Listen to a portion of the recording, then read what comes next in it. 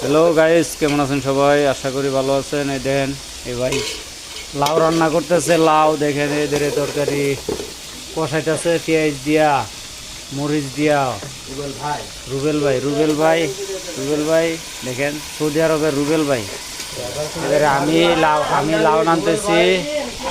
এদের লাউ লাউ লাউ এই লাউ, এই মাছ দিমু লাউর ঘরে। দেখছেন নিয়ে কত সুন্দর মাছ।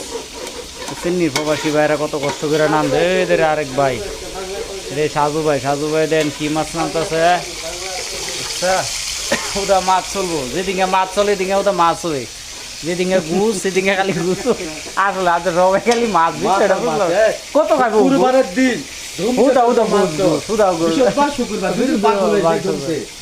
আমার আমি গত সপ্তাহে ধরে গেতেছি দূর ওটা ঘুষ কম।